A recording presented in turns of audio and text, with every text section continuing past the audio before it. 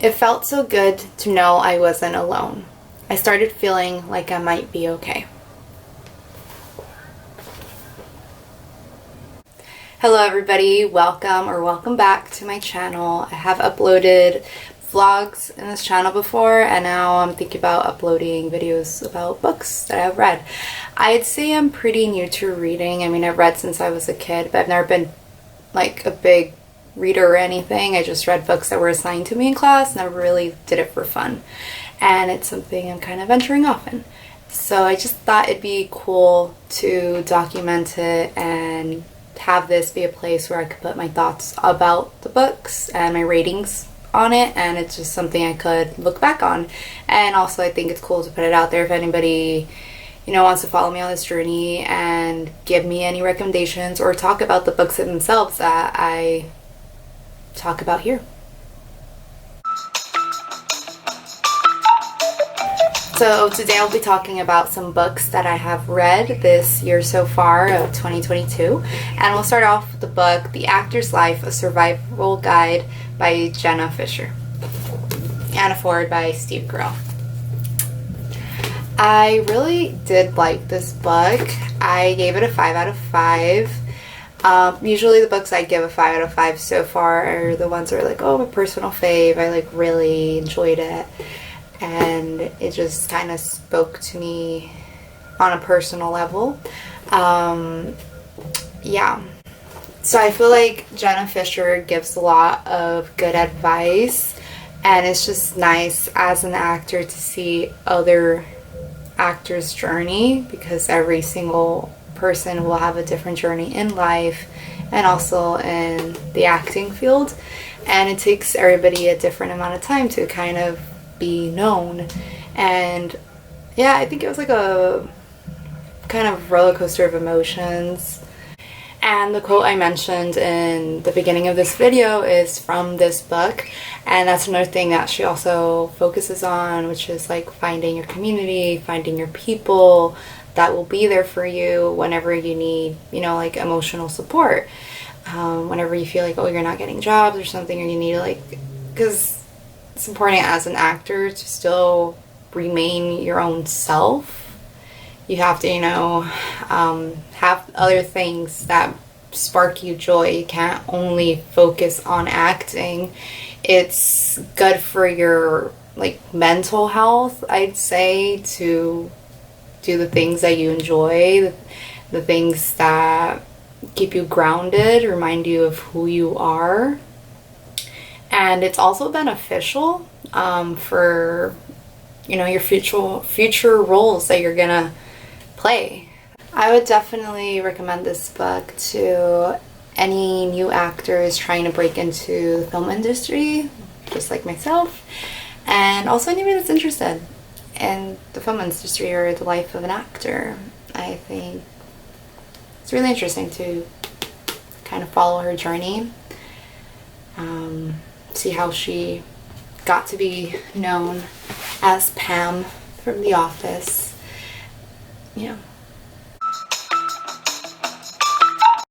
So the next book I have here is Slaughterhouse-Five by Vonnegut. Also the other title that's known as is A Children's Crusade. I'd say this is a really good book. If you have not read it, you definitely should. It's a anti-war fiction book, and I think it's a very interesting way to portray PTSD, what war does to people. And so if you don't know about this book, the main character, he jumps through time. That's how he lives his life. Like one moment he'll be 6 years old, just going about his day, and then he jumps in time when he's a little bit older and he's in the war, and then he'll go back to when he's 60, and then again when he's a kid. It just goes back and forth. And there's also alien abduction in this book. It's a really interesting read, and I'd say check it out for sure. My rating for it is a 4.7 out of 5 stars. Like, kind of like, should I just give it a 5? I don't know. It's just not a personal favorite. I really did like this book, and I do see myself reading it again. But I don't know why, it just, for me, it didn't feel like 5 stars. Who knows? Maybe if I reread it, I'd end up giving it a 5 out of 5. Yeah, I don't know. We'll see.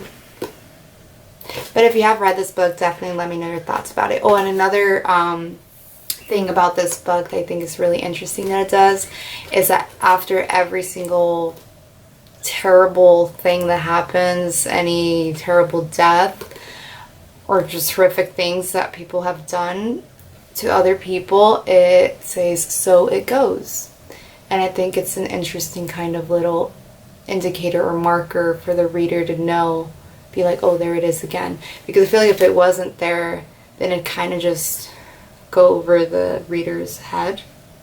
Because you kind of become accustomed to it. I feel like once you start being surrounded like by violence, you kind of become numb to it. But I feel like having that little reminder, so it goes, it's like, shit, there it is again. It's in it a lot. Next one we have is Spy Family by Tatsuya Endo. This is a really fun read and also a really fun watch.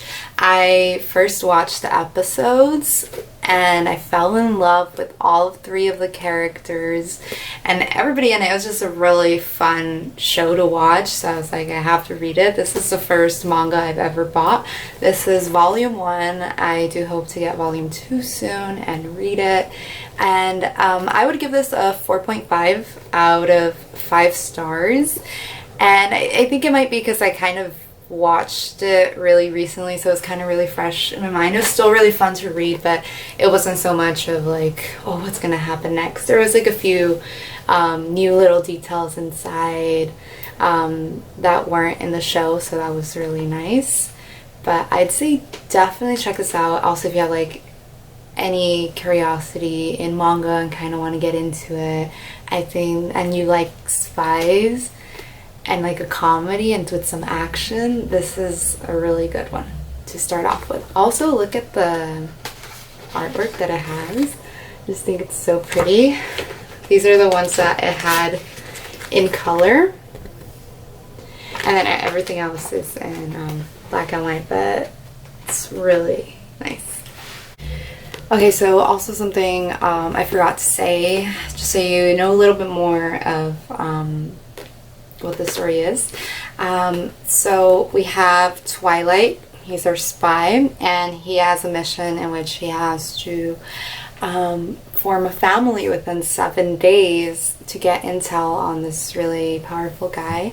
And so then we have Yor. He meets Yor, which will become his wife, and she is actually an assassin. And the little kid he ends up adopting to pass as his child is Anya, and she's actually a telepath. And it's just really fun because you have 3 characters, 3 really interesting characters who are all trying to hide their identity, and it's just something I really enjoy, just them.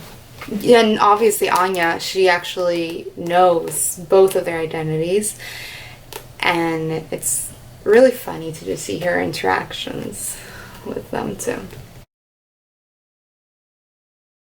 So now we have The Catcher in the Rye by J.D. Salinger. This book follows a 17-year-old named Holden.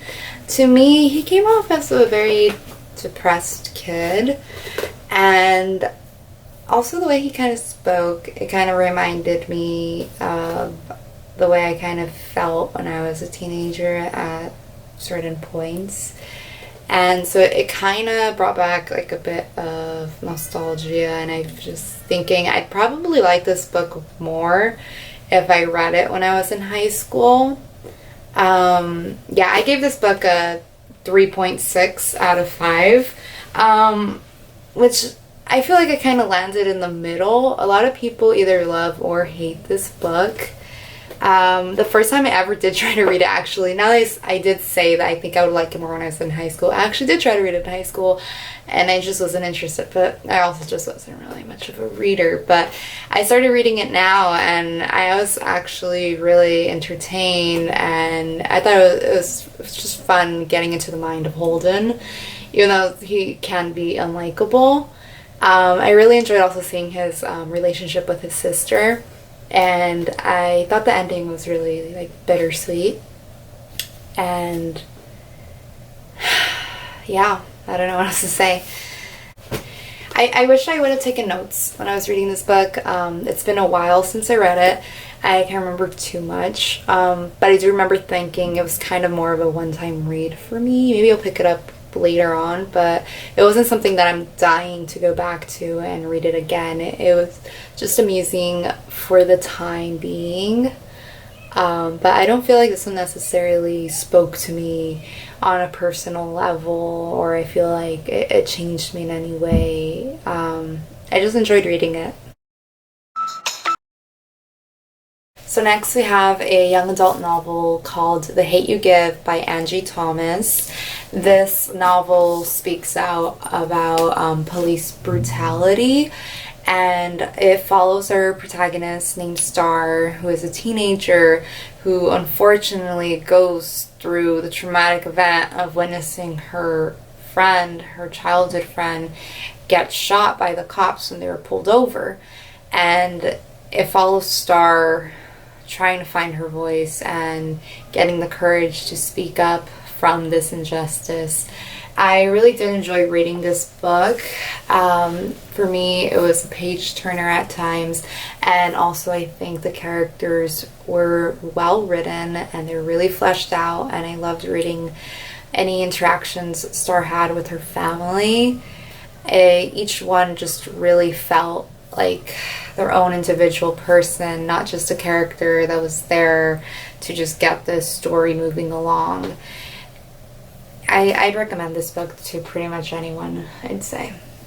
If you haven't read this, I'd say check it out. I have no idea how the movie is. I haven't seen it. But there is a very unlikable character in this as well, named Haley.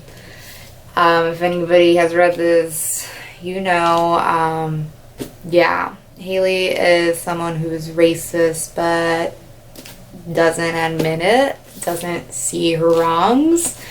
Yeah, which is just like annoying, and I don't know, just leaves me in disbelief, like how she cannot see it. Yeah, some of the things she says, I'm like, where does she get this? Where does she have the nerve to do these things? Here I have Burn It Down, Feminist Manifestos for the Revolution by Breanne Fahs. I was pretty excited to read this book, but I quickly found out that I was more in the mood to read a fiction book at the time. So I feel like I didn't enjoy it as much as I could. I still think it's a good read. I feel like any book with essays or short stories, or in this case manifestos, you're gonna have your favorites. Some drew you in more than others. So I feel like maybe that's the reason why I kind of land in the area of 3 stars out of 5, because it didn't keep me captivated in the same way throughout. Yeah, I also think in the future for these videos I might do more like reading vlogs, because it has been a while since I read this one, but for this one I did write some notes, so I think I might read some of them, like some of my thoughts at the time, what I liked about it, because I personally have a hard time recalling what I read. Like, it doesn't all stay with me. I kind of have a generalization, so I think it could be cool to kind of just reread some of these, and like I said, in the future I think I'll probably do more like reading vlogs. Maybe something really got my attention, I'll record my thoughts about it within that moment, kind of like a little video diary type thing, like a vlog. I'm overthinking this. Okay, so this is a quote from the book that I wrote down. In the same way as God created Eve to give pleasure to Adam, so did capital create the housewife to service the male worker physically, emotionally, and sexually. Another quote is, the more blows the man gets at work, the more his wife must be trained to absorb them. And then I wrote down, these two quotes are good examples showing the beliefs of machismo, how they view women, their purpose. I'm trying to say the way that some men view women as, they still view them kind of as like their property, right? Something for them to own. And also, here, I have another one, Manifesto from 1969, a quote, we are exploited as sex objects, breeders, domestic servants, and cheap labor. We are considered inferior beings whose only purpose is to enhance men's life. Our humanity is denied. Our prescribed behavior is enforced by the threat of physical violence. So, I also put a good amount of men still view women as less and only valuable to better the man's life. They want a woman to play many roles, but only to the extent and times that the man sees fit. The man knows best. And I have come across men like this, and it always gets on my nerves. I honestly can't stand it. Any man who thinks they have right to tell a woman what to do with their body or their time, every single person should be able to take agency of their own life. So here I wrote down what caught my eye on page 198. It talks about how women going into the workforce has not made the impact that was intended. Now women are expected to do double the work. After working hard in the world, they are expected to tend to the role of taking care of the house, children, and husband once they return. I know this isn't the case in all households. Sometimes both partners help out, and I think that is how it should be. But I know it definitely still goes on, and I know that there are some women who do work and they have kids, and yet the husband still finds ways to complain, saying like, oh, you're not doing enough, and like doesn't recognize all the hard work that it is to actually clean the house and cook and take care after a child. That is extremely hard work and takes a lot of your time. And even in one of my classes in college, I remember we talked about housework and how in reality it should be paid. It is actual work, and it's very time consuming, and you're raising these children who are going to go out into society. I think you should be getting paid for this, for you to do a really good job, you know? And also the whole thing about the book, it mentions manifestos are really just somebody speaking their opinions, just putting stuff out there, speaking their mind, and kind of not really caring what the heck the reader thinks. It's just out there. And I mean, yeah, this book is just a collection of manifestos, and every single person can take what they want from it. Yeah, and I also have a friend that wants to read this book, so I'm very curious to know what they're gonna think about it. Like I said, when I read it, I wasn't too much in the mood, but I don't know, I have this habit of forcing myself to finish it instead of kind of just reading it for pleasure, you know, or kind of like that. Or when I'm in the mood, I'm like, no, we gotta get through this. There was also a manifesto of self-pleasure that I really enjoyed. It talked about the importance and the beauty of it. I just really liked reading it because I feel like, I personally have not come across a lot of writing about it. I feel like it was always kind of viewed as kind of taboo to speak of. more so in the past than now, but it was a cool little read. That one was like page 376. But yeah, that is Burn It Down. Okay, this one I do not have a physical copy, but it's Women of Manhattan by John Patrick Shanley. I believe that's how you say the name. No idea if that's reading on camera or not. But I gave this 2 stars out of 5. It's a play. What I did like about it was that it was kind of giving like Sex and the City vibes. It was very much like, oh, 3 girlfriends like getting together, talking about their love life, and just kind of venting to each other and just talking to each other. I enjoyed that aspect. Some of them were relatable at times, but I feel like it's kind of outdated now. Some of the jokes just did not land to me, for me. And also there's like some slurs in it, and yeah, I don't like that. I don't think it's aged well. On Goodreads overall, people have given it 3.4. Yeah, 3.4. Yeah.